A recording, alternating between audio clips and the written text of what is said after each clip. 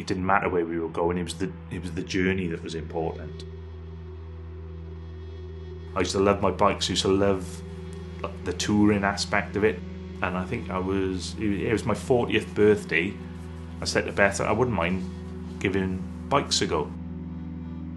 I was going down the main road, nice and slow and steady, and a young boy just didn't see me.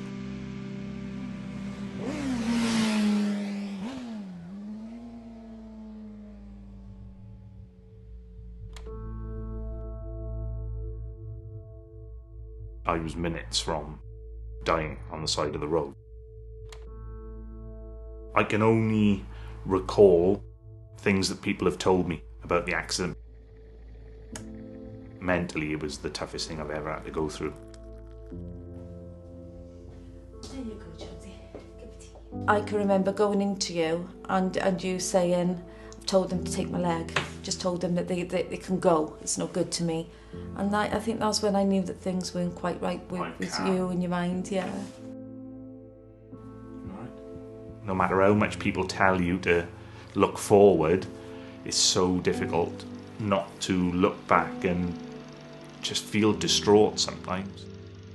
It's a feeling of helplessness. The professionals told me that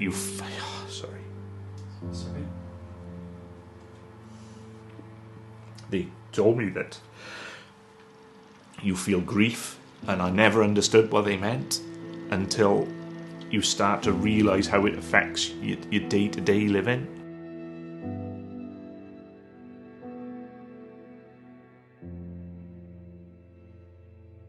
When I first walked, it was a new sensation, a different thing for me to do, and I'm in parallel bars, so I could only take a couple of steps. I couldn't build any confidence.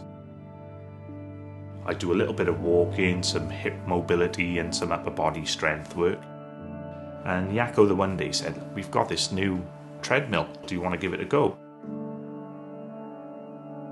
So I get on it and I'm walking, all of a sudden he's saying, right, I'll put some objects in your way. Then there's a projector that projects objects and I'm having to move around them, and it became interesting and intriguing and it became a challenge, and I love a challenge, so I've got to get better at this.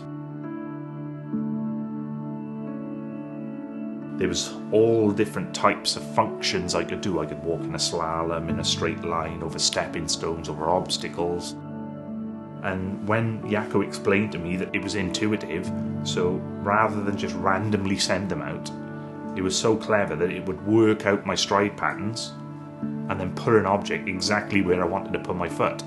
So it's making it as realistic as possible that I can get my timing right, I can adjust. And I learnt that on the C-Mill. It just recreates real life situations that I can practice over and over again and get better and better and better at. And then it gives me more security and confidence when I'm out and about then. I was really amazed and struck by how much feedback you can get from a machine like that, real-time feedback. It does have to be experienced and tried to get the real understanding about what you can really achieve with something like the C-Mill. My rehabilitation just skyrocketed through the roof, and I learned techniques, I learned how to use my leg properly. The light was switched on with, I could possibly play golf again, yeah. I loved the way they worked, I loved what they were doing. It's definitely the future of rehabilitation. You have to instill in people that they can do it, that they don't doubt themselves, and you understand that there's always a way around your disability to allow you to do it.